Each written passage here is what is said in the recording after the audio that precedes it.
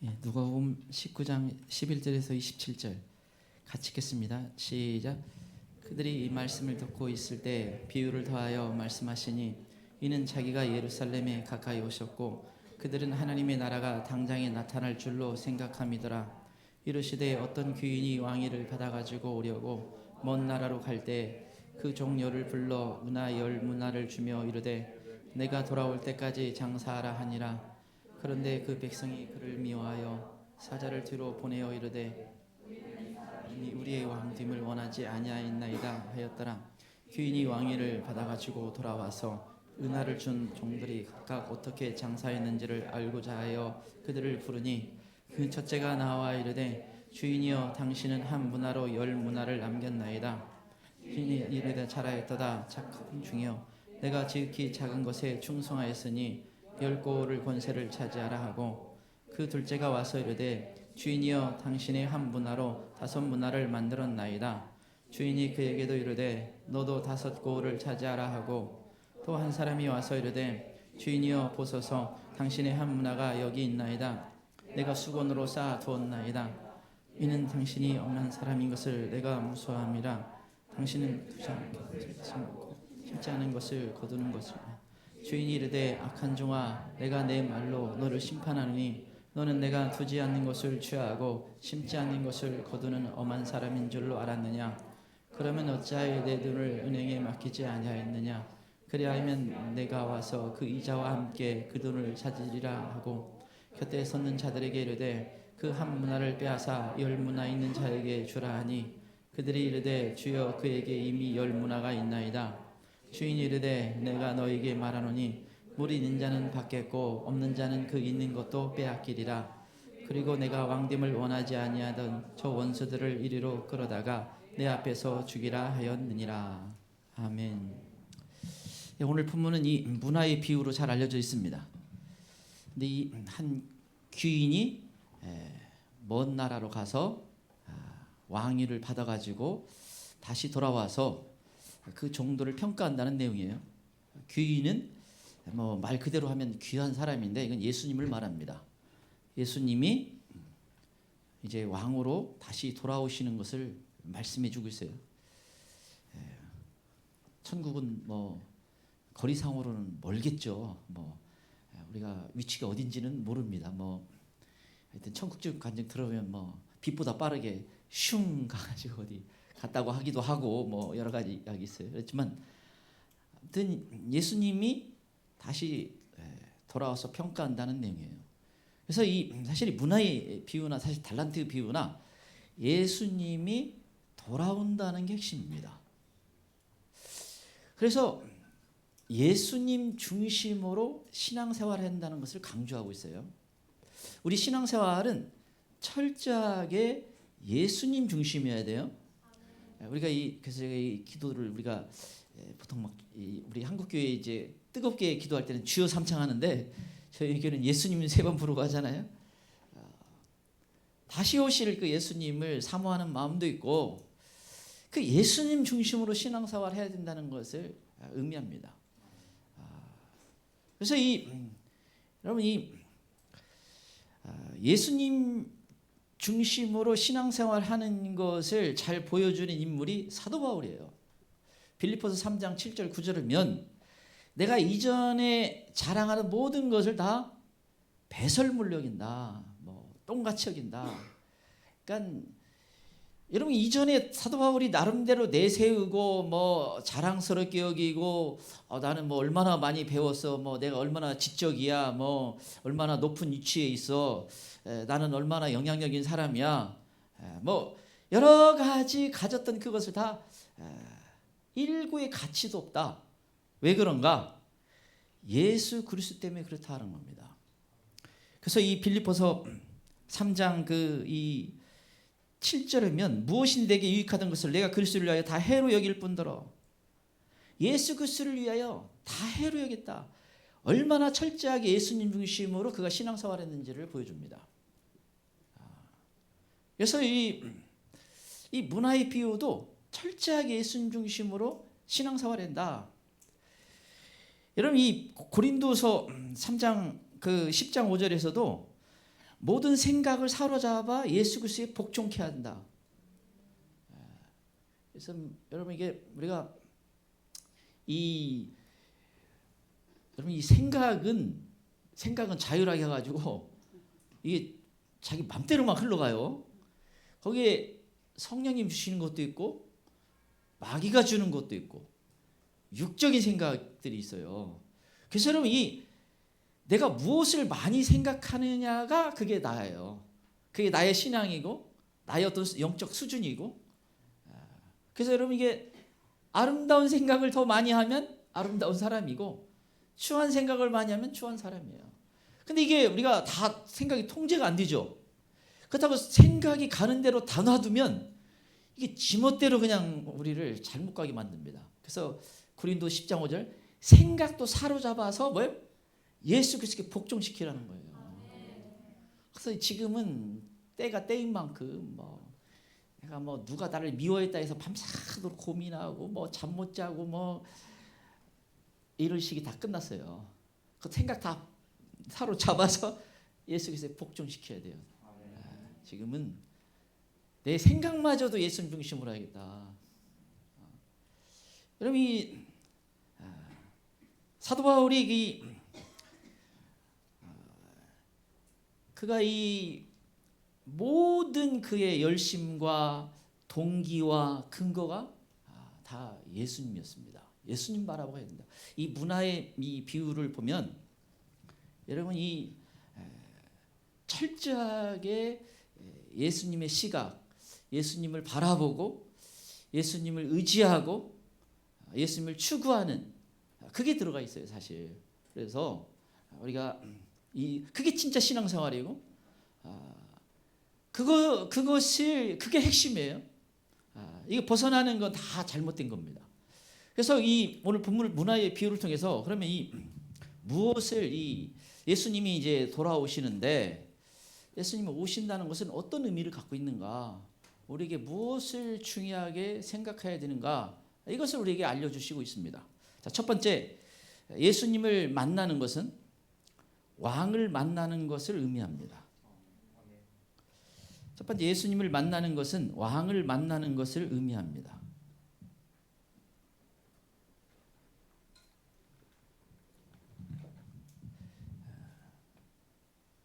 예수님을 만나는 것은 왕을 만나는 것을 의미합니다.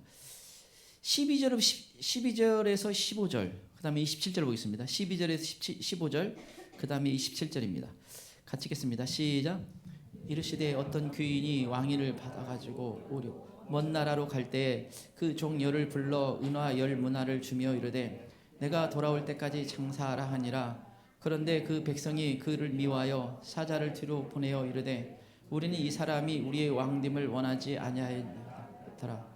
귀인이 왕위를 가지고 돌아와서 은화를 준 종들이 각각 어떻게 장사했는지를 알고자 하여 그들을 부르니 그리고 내가 왕됨을 원하지 아니하던 저 원수들을 이리로 끌어다가 내 앞에서 죽이라 하였느니라. 귀인이 왕위를 가지고 돌아온다.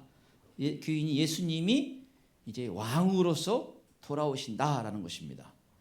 그러면서 이 심판이 있는데 14절에 우리의 왕됨을 원하지 않는다. 예수님을 왕됨을 원하지 않는 모든 것이 다 심판이고 그게 악한 거예요. 27절에서 내가 왕됨을 원하지 아니하던 저 원수들을 이리로 끌어다가 내 앞에서 죽이라. 예수님 당시에 이 바리새인들이 사사건건 예수님과 부딪혔어요. 근데 그 핵심에는 뭐가 있냐면 예수님을 인정하지 않는 거고 그게 더 깊이 들어가면 예수님이 왕 되는 걸 원치 않는 거예요. 자기 어떤 기득권, 자기 어떤 명예, 자기의 권력, 자기 중심으로 살아가는 사람의 특징이 뭐예요? 예수님을 왕됨을 원하지 않아요. 그게 이 죄의 뿌리고 그게 이제 악한 겁니다. 근데 여러분 이 예수님이 왕이시다. 이건 사실은 영원 전부터 진리였는데 2000년 전에 예수님이 오실 때는 거의 몰랐어요, 사람들. 왜냐면 예수님의 그 겉모양이 그냥 여러분 예수님이 아주 가난했잖아요. 그래서 목수의 아들로 자라나시고 그다음에 그 아버지 요셉이 좀 일찍 보니까 돌아가셨어요. 하나님 품으로 가셔서 그리고 그 예수님이 목수일을 하면서 그 집안을 이렇게 책임져요. 자녀가 얼마나 많은지 몰라요. 이 일을 하고 그리고 이제 30세쯤에 공생의 사역을 시작합니다. 그래서 예수님이 돌아다니는 거 뭐 옷이 깨재재 하잖아요. 그리고 이 이사야서를 근거로 보면 예수님의 어떤 그 풍채도 좀 이렇게 무슨 이렇게 잘생겼다 뭐 이런 식이 아니고 좀 별 볼 일 없었다 뭐 이런 느낌을 갖는 만큼 좀 초라하게 보였던 것 같아요. 그래서 이 예수님이 왕 되는 걸 잘 몰랐어요. 그러자 마지막 그때만 밝힙니다. 여러분 예수님이 마지막 예루살렘에 들어갈 때 그 사람들이 예수님이 왕으로 오시는 줄 알았어요. 그래가지고 이 로마를 무너뜨리고 예수님이 어떤 정부를 세우는 걸 생각했습니다. 그래가지고 호산나 뭐 종려나무를 흔들고 뭐 노래를 부르고 그때 이 예수님이 자기 자신의 왕 되심을 밝혀요. 그런데 이제 십자가를 지시고 예수님이 이제 먼 나라로 가셨죠. 예수님이 물론 우리와 함께 하시는 예수님이 있습니다. 성령님 우리 예수님의 영이에요. 함께 하시는 게 있는데 예수님이 이제 진정으로 이제 왕으로 이제 다시 오시는 건 왕으로 오시는 거예요. 근데 여러분 이 예수님이 왕으로 오신다는 건 이거 의미가 큽니다. 그래서 여러분 이 2000년 전에 그냥 편하게 그냥 동네에 뭐 좋으신 분 만나러 간다 이런 수준으로 예수를 만나는 게 아니에요. 예수님을 이제 왕으로 우리가 배워야 된다는 걸 의미합니다. 여러분 그 성경에 하나님의 사람들이 이 예수님 만나는 장면을 보면 그걸 이해할 수가 있어요. 예수님의 제자였던 사도 요한이 요한계시록 1장에 오면 부활하신 예수님을 만나게 됩니다. 여러분 사도 요한은 누구보다 예수님 잘한다고 말할 수 있잖아요. 같이 몇 년 동안 먹고 또 같이 잠도 자고 예수님 많은 말씀도 들었고 늘 편하게 옆에서 늘 기대기도 하고 뭐 누구보다도 이렇게 예수님 사랑하는 어떤 태도를 많이 취했는데 부활하신 예수님을 만나고 사도 요한이 기절할 정도가 됐습니다. 그 이 눈은 불꽃 같고 뭐 발은 빛난 주석 같고 그 맑은 물소리 음성은 맑은 물소리 같고 뭐 이 얼굴에 해같이 빛나고 그 거룩하신 주님 앞에 이 꼬꾸라지지 않을 수가 없는 겁니다. 그렇게 예수님의 제자였고 또 그가 이런 반모섬에서 얼마나 마지막까지 신앙생활 잘해요. 그래도 그 왕 대신 예수님 앞에 함부로 설 수가 있는 게 아니에요. 하나님 앞에 설 수 있는 게 내가 뭐 희객기도 많이 하고 내가 뭐 나름대로 뭐 열심히 깨끗하게 한다 해서 그 하나님 앞에 서면요 정말 이게 숨을 곳을 찾아야 할 만큼 그 거룩하심 앞에서는 우리가 다 죄인된 모습을 가질 수밖에 없어요. 그 불결함이 있는 겁니다. 다만 주님의 은혜로 우리를 덮어줄 뿐입니다. 그 예수님을 만난다는 건 이제 과거 2000년 전에 예수님을 만나는 게 아니에요. 사도 바울도 이제 그 이 다메섹 도상에서 씩씩거리고 가다가 사울아 사울아 왜 내가 나를 핍박하느냐. 그 빛이 비추면서 그냥 땅에 엎드려집니다. 눈이 멀어버려요. 이 죄된 나름대로 뭐 하나님 위해서 한다고 뭐 했는데 그 예수님을 방해하는 일이었어요. 그래서 이 예수님을 만나고 꼬꾸라지듯이 그 왕이신 예수님을 뵙기 시작하는 거예요. 2000년 전에 오신 그 예수님처럼 그냥 이스라엘 돌아다니는 예수님을 만나면 그렇게 안 됐겠죠. 그런데 이제 왕이신 예수님을 만나요. 근데 여러분 예수님은 신약 시대에만 그런 왕이신 예수님이 아니었어요. 구약에도 마찬가지예요. 다니엘도 그 영광의 주님을 체험하고 나서 그가 이렇게 기절하는 식으로 됩니다. 이미 예수님은 그런 분인데 우리를 사랑하셔서 이 땅에 아주 초라한 모습으로 오신 것뿐이에요.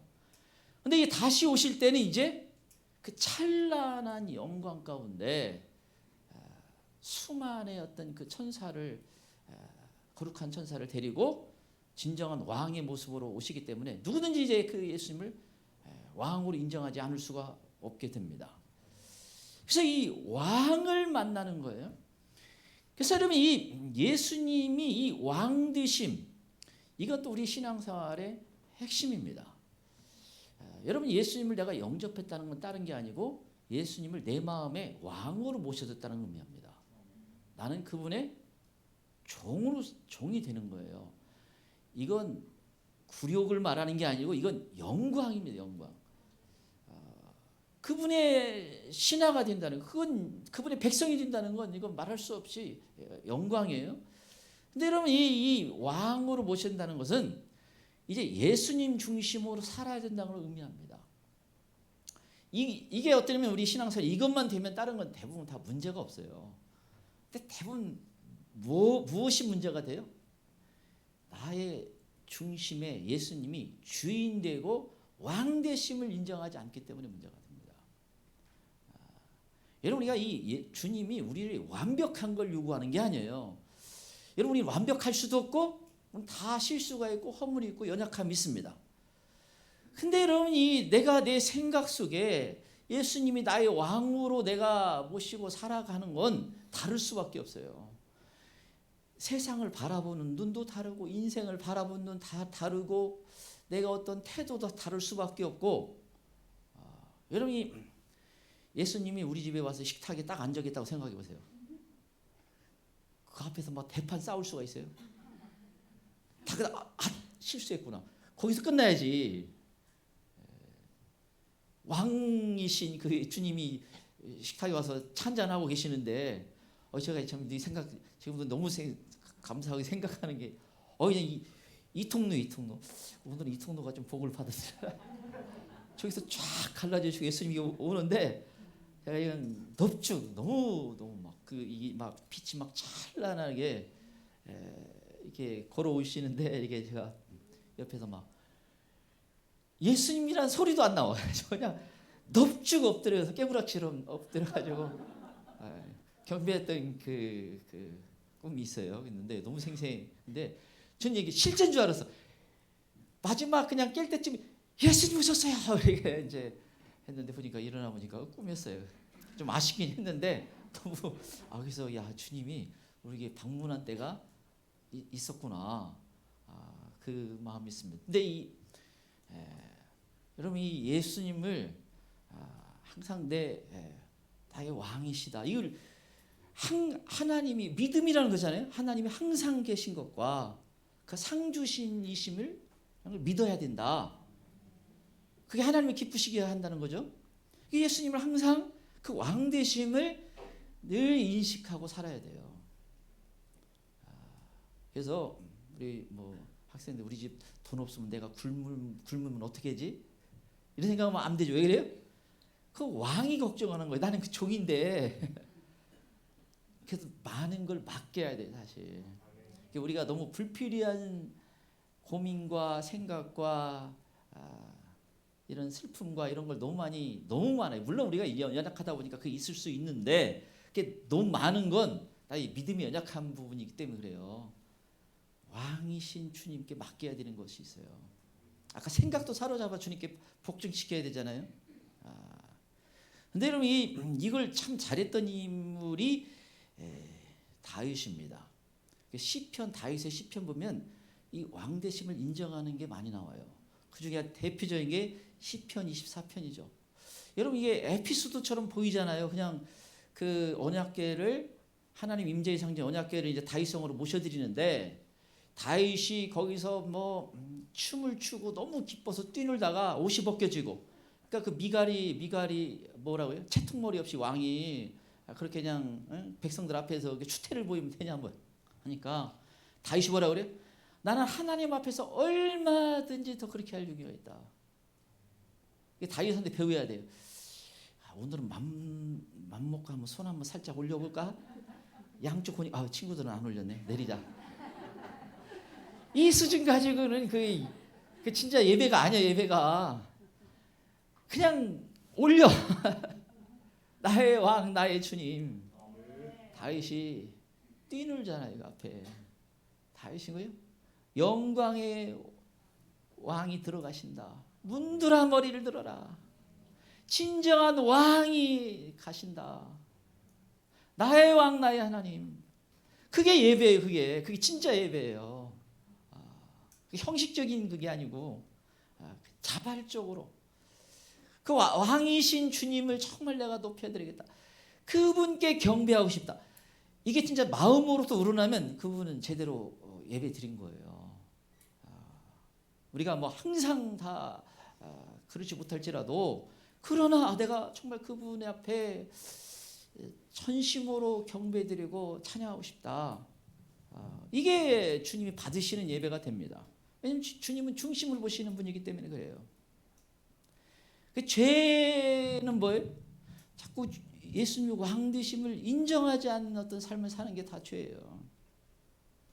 그래서 여러분 마가복음 12장에 보면 이 예수님 비유를 얘기하는데 그 이 주인이 이제 소출이 거둘 때가 돼서 종들을 보내고 나중에 아들을 보내는데 뭐 아들을 죽이려고 하고 하는데 거기서 그들이 마지막 무슨 얘기를 하냐면요.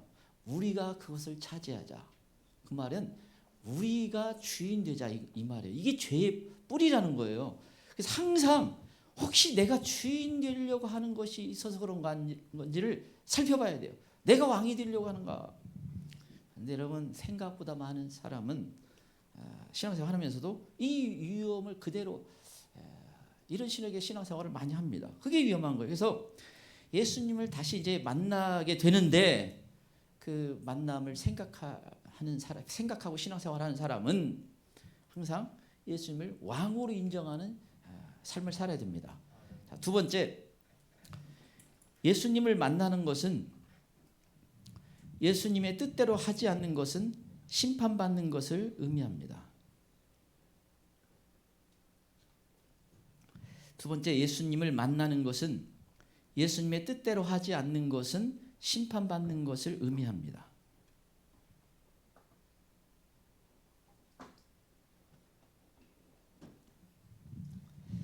예수님 만나는 것은 예수님의 뜻대로 하지 않는 것은 심판받는 것을 의미합니다. 20절에서 26절 보겠습니다. 20절에서 26절입니다. 같이 읽겠습니다. 시작. 또 한 사람이 와서 이르되 주인이여 보소서 당신의 한 문화가 여기 있나이다. 내가 수건으로 쌓아 두었나이다. 이는 당신이 엄한 사람인 것을 내가 무서워함이라. 당신은 두지 않은 것을 취하고 심지 않은 것을 거두나이다. 주인이 이르되 악한 종아 내가 내 말로 너를 심판하노니 너는 내가 두지 않은 것을 취하고 심지 않은 것을 거두는 엄한 사람인 줄로 알았느냐. 그러면 어찌하여 내 돈을 은행에 맡기지 아니하였느냐. 그리하였으면 내가 와서 그 이자와 함께 그 돈을 찾았으리라 하고 곁에 섰는 자들에게 이르되 그 한 문화를 빼앗아 10문화 있는 자에게 주라 하니 그들이 이르되 주여 그에게 이미 10문화가 있나이다. 주인이 이르되 내가 너에게 말하노니 무릇 있는 자는 받겠고 없는 자는 그 있는 것도 빼앗기리라. 여기 보면 이제 예수님이 오셨을 때 책망받는 한 문화만 가지고 있는 사람을 지금 언급하고 있습니다. 그래서 그 사람이 있는 24절이면 한 문화를 빼앗아서 10문화 있는 사람에게 더 줘라. 26절에서도 문 있는 자는 받겠고 없는 자는 더 있는 것까지 빼앗기라. 그러니까 어떤 사람은 더 영광이 더 커지고 어떤 사람은 그냥 없으면 아무것도 없을 수도 있다는 것입니다. 그걸 얘기해요. 그래서 여러분 이 주인이 와서 평가를 하는데 주님이 주신 문화를 가지고 어떻게 그것을 이윤을 남겼느냐, 그걸 가지고 하나님 나라를 위해서 무엇을 사용했느냐, 하나님이 주신 것들을 가지고 주를 위해서 어떻게 사는 것이 어떤 것들이 있느냐, 이걸 지금 말씀하고 있는 것입니다.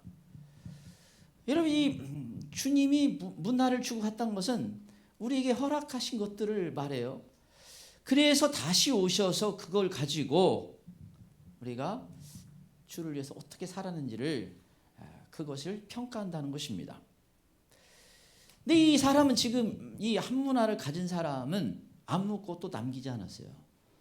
그래서 이 주님께 책망을 받고 그 있는 것까지 다 빼앗깁니다. 아무것도 남지 않아요.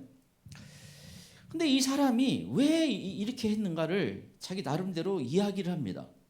20절 21절이면 자기가 왜 이렇게 했는지를 얘기하는데 20절 21절 또 한 사람이 와서 이르되 주인이여 보소서 당신의 한 문화가 여기 있나이다. 내가 수건으로 쌓아두었나이다. 이는 당신의 엄한 사람인 것을 내가 무서함이라. 당신은 두지 않은 것을 취하고 심지 않은 것을 거두나이다. 자기가 나름대로요 수건으로 고이 잘 싸서 이제 주인이여 당신 주신 걸 내가 그대로 당신께 드립니다. 여러분 언뜻 인간적으로 보면 이 사람이 참 기특하다. 뭔가 잘 쌓아서 고이 해가지고 그냥 주인에게 잘 돌려드리려고 한다. 이렇게 볼 수도 있을 수 있죠. 인간적으로 보면. 그러나 이건 악한 거예요. 왜 그래? 자기 생각대로 분명 주인이 그 주 예수님이 가면서 왜 장사해라 그거 가지고 주는 이유를 얘기했어요. 장사해라 적극적으로. 그런데 그럼 예수님이 장사하라고 했으면 그냥 장사해야 되는 거예요. 내 능력이 어떻든 내가 부족하든 연약하든 주님이 그냥 그걸 나에게 요구하신 대로 내가 하는 것이 신앙생활이에요. 근데 이 사람은 자기 생각대로 한 거예요. 자기 마음대로. 이게 악한 거. 이건 아무것도 인정받지 못한다는 것을 말합니다. 다 빼앗긴다는 말이에요. 이 사람이 나름대로 이러면 뭐 어떤 사람이 신앙생활 한다고 하면서 굉장히 뭔가 열심히 했을 수도 있어요. 뭐 참 열심히 살았을 수 있지만 그게 만약 예수님이 원하는 게 아니라면 그건 아무 의미가 없는 거예요. 이게 우리 신앙생활의 결정적이라는 것을 우리가 이해해야 돼요. 그래서 예수님이 심지어 더 충격적으로 마태복음 7장 21절 나더러 주여 주여 하는 자가 천국 가는 게 아니라 내 아버지 하나님의 뜻대로 행하는 자가 천국 간다. 이거 얼마나 우리 천국 가는 게 심각한 문제입니다. 그런데 하나님의 뜻대로 해야 천국 간다. 이 말씀을 하세요. 이게 하나님 뜻대로 예수님의 뜻대로 사는 것이 얼마나 중요합니까? 이 주여 주여 한다. 예수님이 들을 수 있는 가장 충격적인 예는 다 들어줬어요. 뭐예요? 주여 주여 한다. 이 말은요. 상당히 그 열심히 있는 사람이지 뭐 어디 가냐 할렐루야 뭐 하면서 막 죄야 이렇게 막 하잖아요. 그리 해도 주님의 뜻이냐? 그건 물어봐야 된다는 거예요. 그 선지자 노릇하고 뭐 제사장 노릇하고 뭐 다 해봐야 신앙이 좋은 사람 막 권능을 행하고 뭐 전 세계적인 종이라고 하고 뭐 다 해봐야 뭐예요? 진짜 네가 예수님 뜻대로 살려고 애쓰고 사는 삶이냐? 그거에 따라 전혀 인정받지 못할 수도 있고 아니면 상을 받을 수 있는 결정적인 차이라는 겁니다. 이게 얼마나 중요한지를 예수님이 말씀해 주고 있어요. 여러분 이 정도라면 우리가 항상 뭐예요? 신앙생활하면서 교회하면서 예수님의 뜻이 무엇인가 기도 않고 만약에 하면 그건 뭐 이건 어떤 사람이 그렇게 해도 실수할 수도 있을 수 있어요. 그러나 그건 주님이 저는 뭐 참작해 주신다고 봐요. 그런데 그럴 마음이 없어. 자기 하고 자기 기분대로 감정대로 자기 생각대로 이건 여러분 생각보다 훨씬 큰 죄가 돼요. 근데 여러분 이게 지금 이 사람은 이게 문제가 돼. 이게 지금 무슨 큰 죄 짓는 것도 아닌데 왜 이럴까? 이게 신앙의 핵심을 모르면 그런 것입니다. 근데 여러분 문제는 이 사람이 지금 책망받는 결정적인 이 단계에 떨어진 이유가 왜 자기 마음대로 했을까? 그 이유를 얘기해 주고 있어요. 21절에 보면 왜 그런가? 이 사람이 주인에 대해서 잘못 알고 있기 때문에 그렇습니다. 21절 이는 당신이 엄한 사람인 것을 내가 무서함이라 당신은 두지 않은 것을 취하고 심지 않은 것을 거두나이다. 근본적인 신앙생활의 문제가 어디서 생기냐면 근본적으로 하나님에 대해서 예수님에 대해서 잘못 알고 있으면 왜곡된 시각을 갖고 있으면 이게 문제가 생겨요. 달란트 비유에서는 이 사람이 주인에게 상처가 있구나. 이걸 충분히 더 잘 드러나고 여기서도 취산 주인에 대해서 잘못 알고 있어요. 이게 얼마나 심각한지를 보여주는 거예요. 근데 여러분 이게 언뜻 보면 나하고 상관이 없는 것처럼 보일 수도 있지만 사실은 그렇지 않을 수 있는 위험이 있습니다. 여기 지금 두 가지 하는 거죠. 당신은 엄한 분이다. 엄격한 분이고 어떤 아주 두렵고 무섭고 그걸 내가 무서함이라. 그리고 또 하나가 왜? 두지 않는 것을 취하고 심지 않는 것을 거둔다. 그러니까 왜? 주지도 않고 자꾸 가져가기만 하고 빼앗기만 한다는 거예요. 나한테 자꾸 요구만 한다. 여러분 이게 생각보다 많은 사람이 그렇게 생각할 수도 있어요. 여러분 나를 그냥 불러주신 것만으로도 감사하는 사람이 있고, 아니 주님은 나만 미워해 뭐라든가, 왜 자꾸 내 기도는 하나도 안 들어주면서 왜 자꾸 나한테 요구만 한다든가. 조금씩 더 여러분 이게 약간 더 확장해 가면 이게 충분히 이 생각 가질 수 있어요. 그러면 결정적으로 뭐가 깨지게 되냐면 진짜 주님과 사랑하는 관계가 안 됩니다. 그럴수록 여러 인간 관계에서 무조건 그냥 사랑하는 관계가 있으면요, 그냥 다 뭐 루아가 귀엽고 문제가 있어도 다 좋게 보여. 사랑이 식으면요 그때부터 싸우는 것밖에 없어. 부부 사이도. 여러분 이게 관계의 문제가 생긴 관계. 그런데 우리 신앙의 가장 핵심 뭐예요? 주님과의 관계. 근데 그 주님께 난 주님만 생각하면 섭섭해. 어떻게 좋은 관계가 됩니까? 이게 안 돼. 근데 그게 뭐예요? 그 과거의 어떤 상처, 그것도 다 속은 겁니다. 실제는 속아요. 속아서 그런 겁니다. 내 어떤 그 주님에 대한 인식, 무지해서 그렇고 속아서 그렇고 마귀에게 당해서 그런 것뿐이에요. 진짜를 몰라서 그래. 진짜를. 문제는 이것이 치명적인 문제를 가져오더라는 겁니다. 그래서 지금 우리 여기서 우리 예수님을 정말 마음을 다해 기다립시다 하는데 어떤 사람은 예수님이 좀 뭐 이렇게 반갑지도 않은데 이렇게 자꾸 기다리려고 이 생각이 들어갈 수가 있어요. 이게 얼마나 문제가 돼요. 그래서 이게 걸려 있으면 그 주님 앞에 반드시 가서 해결해야 돼요. 사실은 여러분 내가 그 옛날 왜 나 그 힘들 때 왜 주님 나 내버려두세요. 주님이 그때 가면 피 흘리고 있는 장면을 보여줍니다. 내도 그 끝까지 이기도록 내 죄를 위해서 내가 피 흘리고 있었다. 또 어떤 자리에 가면 뭐 어떤 예도 나오듯이 내가 너 업고 가고 있었다. 그건 몰라서 그래요. 무지해서 그렇습니다. 여러분 그래서 기도하면서 그 부분을 바꿔야 돼요. 그래서 여러분 주인을 안다고 생각하는데 잘못 알았을 때 이게 문제가 됩니다. 주님은 따뜻한 분이시고 좋으신 분이시고 사랑이 많으신 분이십니다. 이게 그냥 지식이 아니라 내 마음으로도 동의가 돼야 돼요. 이게 안 되면 안 돼요. 여러분께서 제가 이제 한 번은 우울증에 걸린, 제가 전에도 예를 한두 번 들었던 것 같아요. 우울증에 걸린 자매인데 이 자매 외적으로는 정말 거의 소위 말하는 무슨 뭐 서울대에다가 키 크고 예쁘고 뭐 다 하는데 나는 어떻게 우울증에 걸릴 수가 있는가? 나는 납득이 안 됐어 사실은. 나는 그 가지고 있는 거 완전 난 다 반대인데. 아니 그래서 납득은 안 됐지만 이제 성경을 갖다가 자매 몇 번 개인적으로 만나가지고 이제 넘겨가면서 했는데, 그래서 뭐 로마서 8장을 몇 번씩 읽고 오고 뭐 예배서 1장이라든가 쭉 그다음에 이제 설명해 주니까 자꾸 이제 울기 시작하더라고요. 치유가 되는 거예요. 하나님이 얼마나 사랑했는지를 알으니까 치유가 일어나요. 그 회복이 되더라고요. 그래서 나중에 이제 어떤 그 청년하고 이제 결혼하는 것까지 다 축복해 주는 그런 일이 있었는데 하나님이 얼마나 사랑하는지를 너무 모르는 거예요. 사실 우리가 조금만 우리가 그 사랑은 다 품을 수 있을 만큼 우리 몰라요. 그렇지만 조금만 알아도 그게 얼마나 귀한지 몰라요. 정말 저는 이제 신앙생활 감사한 건 뭐냐면 그 주님을 잘할 때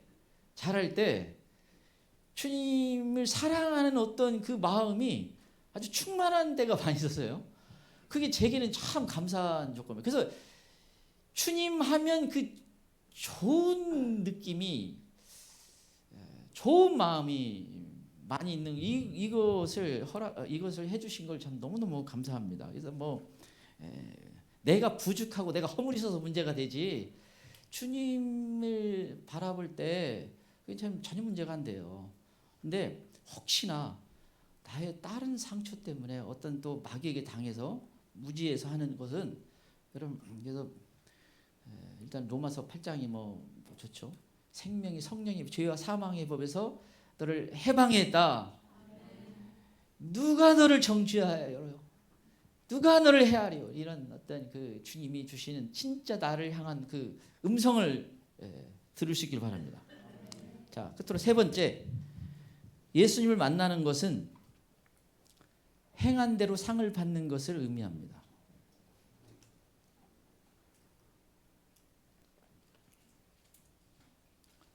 세 번째, 예수님을 만나는 것은 행한 대로 상을 받는 것을 의미합니다.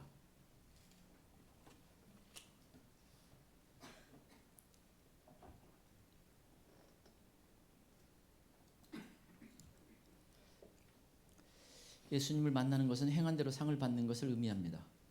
16절 19절 보겠습니다. 16절 19절 같이 읽겠습니다. 시작. 제가 나와 이르되 주인이여 당신의 한 문화로 열 문화를 남겼나이다. 주인이 이르되 잘하였다 착한 종이여 내가 지극히 작은 것에 충성하였으니 열 골 권세를 차지하라 하고, 그 둘째가 와서 이르되 주인이여 당신의 한 문화로 다섯 문화를 만들었나이다. 주인이 그에게도 이르되 너도 다섯 골을 차지하라 하고. 예수님이 와서 평가를 하는데 어떤 종이 한 문화로 열 문화를 남겼습니다. 그러자 종이 열 골을 상을 줍니다. 또 어떤 종이 한 문화로 다섯 골을 남겼습니다. 다섯 문화를 남겼습니다. 그러자 다섯 골을 상을 주었습니다. 그런데 이 아까 한 문화를 가지고 있는 사람은 하나도 안 남긴 사람도 있어요. 이게 세 사람만 얘기했는데, 열 사람이 있는데 세 사람만 얘기했잖아요. 나머지도 다 그런 범주라는 거예요. 뭐 그가 두 문화를 남겼으면 상을 두 골 주는 거고, 아홉 문화를 남겼으면 아홉 골의 상을 준다라는 겁니다. 각각 그 사람이 행한 대로, 남긴 대로 그만큼 주님이 상을 주신다라는 것입니다. 계시록 마지막 그 성경의 마지막 계시록 22장 12절에 그가 행한 대로 갚아주시겠다. 예수님이 다시 오셔서 그가 행한 대로 상을 주시겠다는 거예요. 마태복음 16장 27절에서 천사들과 함께 올 때에 그가 행한 대로 상을 주시겠다라고 말씀하고 있습니다. 상을 다 각자 다르게 준다는 거예요. 근데 이제 이 상이 실제적인 상을 얘기합니다. 어떤 뭐 우리가 멸류관이라고 얘기도 하기도 하고 상을 줄 때 영광의 자리에 참여한다고 하는데, 여기서 고을을 줘요. 고을은 헬라어 폴리스인데 이게 도시, 어떤 성, 뭐 나라로 해석해도 뭐 크게 무리가 안 됩니다. 어떤 땅, 실제적으로 어떤 걸 주어요. 여기서 모르겠어요. 희경이는 안드로메다 뭘 실제적으로 준다는 걸 의미해요. 저거 이 상이, 그러니까 여러분 이거 그런데 이게 그걸 주는 것은요, 왕권을 가진 사람에게 이걸 다스리게 주는 것이거든요. 그래서 이 요한계시록 22장 5절이면 세세토록 왕노릇하랴. 그러니까 이게 아이온이라는 단어인데 이게 영원토록이라면 영원토록 왕노릇한다.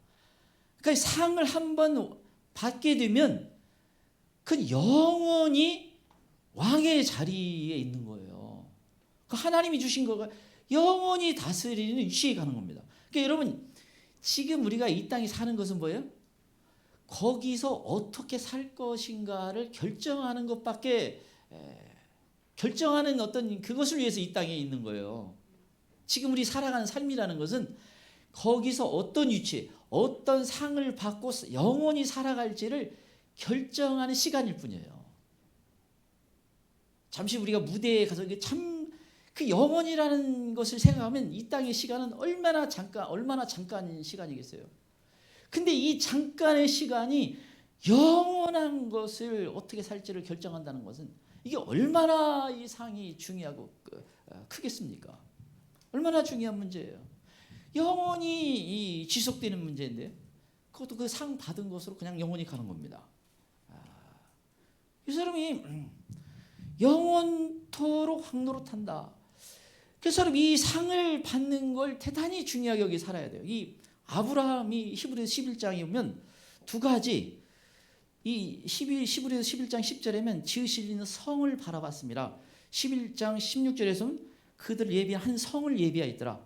그러니까 아브라함이 이건 두 번이나 반복해서 어떤 성을 보고 그가 신앙생활을 했다는 겁니다. 우리가 요한계시록 21장에 거룩한 성 예루살렘을 의미하기도 하고 우리에게 실질적으로 주는 어떤 성이에요. 도시, 나라.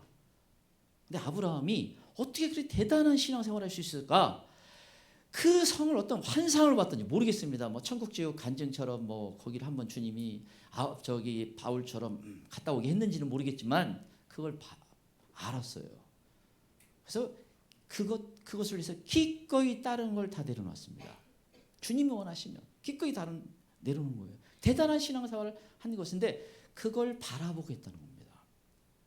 여러분, 우리가 하늘에 주는 상을 바라보고 난 지금 달려가고 난 열심히 신앙생활하겠다. 이걸 어떤 사람은 너무 그 세속적이고 너무 뭐 그 인간적인가? 그게 성경적이에요. 근데 더 황당한 것은 의외로 많은 사역자는 상이 없다는 거예요. 보니까 본인 상만 안 받으면 되지. 왜 다른 사람도 상 못 받게 만들려고 하는지 나 그 참 왜 말씀 그대로 안 믿어서 그래요. 이게 좀 많은 문제가 그냥 말씀 그대로 안 믿어서 이게 안 믿어지잖아요. 그럼 뭐예요? 상징이라고 얘기해요.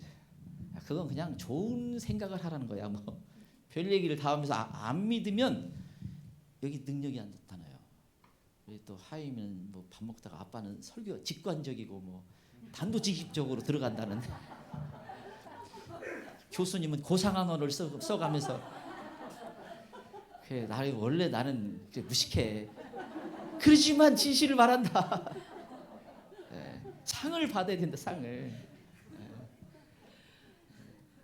이 사도 바울도 상을 받는 것을 대단히 마음에 기대를 하고 있어요. 그래서 이 디모데후서가 마지막 사도 바울의 노년에 이 땅에 살 날이 얼마 남지 않아서 쓴 것으로 알려져 있습니다. 그걸 잘 또 보여주고 있어요. 4장 6절에 나의 떠날 날이 가까워. 나 이 땅에 살 날이 이제 다 끝나간다. 그러면서 나는 선한 싸움을 싸우고 달려갈 길을 마치고 믿음을 지켰으니 이제 나를 위해 의의 면류관이 예비되어 있다. 기대와 어떤 확신과 정말 그 꿈에 부풀어 있는 고백입니다.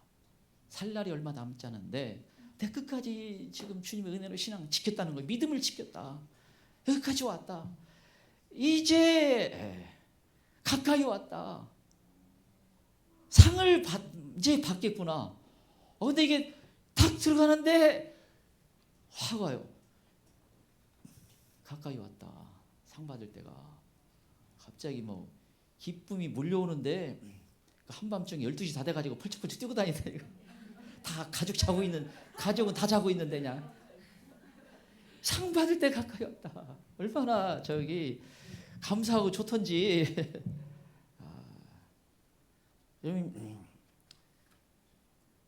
사도 바울이 그래서 장차올 영광과 촉히 비교할 수, 현재의 고난은 장차올 영광과 촉히 비교할 수 없다. 지금 우리가 어떠면 주님 오심을 더 이렇게 바라보고 가까이 온 이때는 지금은 뭐 여러 가지 힘들게 하는 모든 것을 뭐예요? 나 주님만 바라본 상을 마지막 더 늘려보자 뭐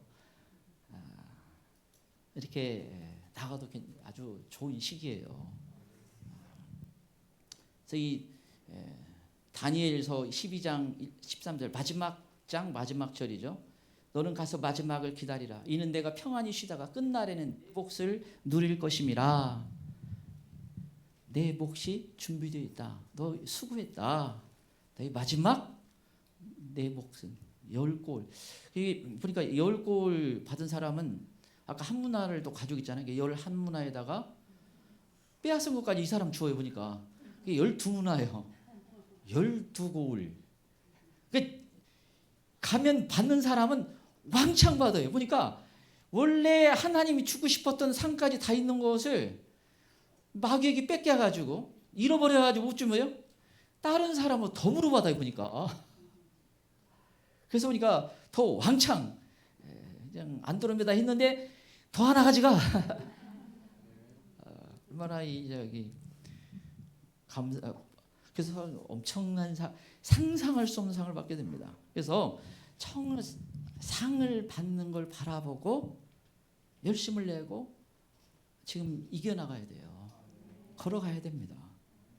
더군다나 이 중요한 때 필라델피아 교회 그때 이 상 받는 것이 떠오르더라고요. 그래서 우리 교회는 영적으로 보면 필라델피아 교회다. 그냥 세상적인 간판만 보면 행복한 교회고 필라델피아 교회 뭐예요? 내가 작은 능력으로 인내의 말씀을 지켰은지 온 세상 시험의 때를 면하게 해주겠다. 그것뿐만 아니라 왜요?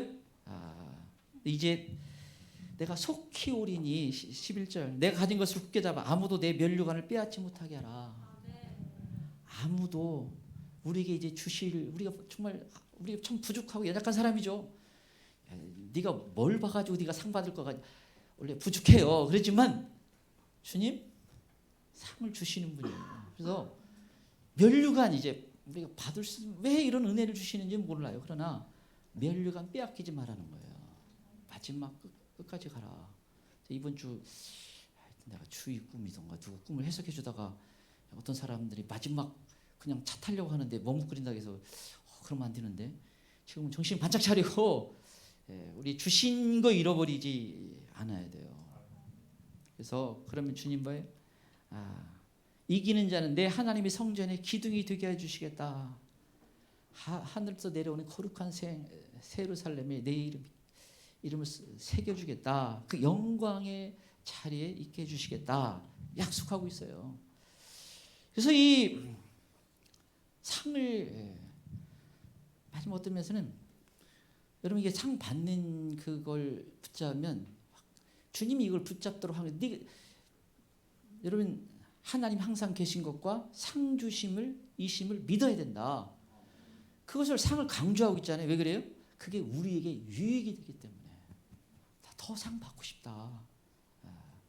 이 땅에서 내가 비록 뒤쪽에서 빠르지만 거기 가서 내가 앞쪽에서 서야겠다. 그 욕심을 가져야 돼요. 신앙의 욕심을 가져야 돼요. 여러분 그 히브리서의 그 야곱과 에서의 뭐예요? 망령된 자, 그 팥주가 한 그릇 장자의 명분을 판 망령된 자가 없도록 하라. 굉장히 심하게 말하잖아요. 회개에도 회개할 기회를 얻지 못했다. 얼마나 심각하게 보는지 모릅니다. 그건 뭐예요? 영적인 걸 소홀히 한 거예요. 하나님이 주신 그 영적인 복을 소홀히 하는 건 굉장히 심각한 죄가 됩니다. 그래서 우리 그걸 바라보고 살라는 거예요. 그러니까 우리 어떤 면에서는 정말 잘해 오셨어요. 잘해 오셨는데 마지막 끝까지 우리 잘 달려갈 수 있길 바랍니다. 제가 믿기로는 다 돼가요. 아무튼 하여튼 그 끝까지 열심을 내기를 바랍니다. 우리 같이 한번 기도하기 원합니다. 우리 왕이신 예수님을 또 만나고 그분의 뜻대로 살고 우리에게 주신 상을 받는 삶을 원합니다. 우리 예수님 세 번으로 같이 기도하겠습니다. 예수님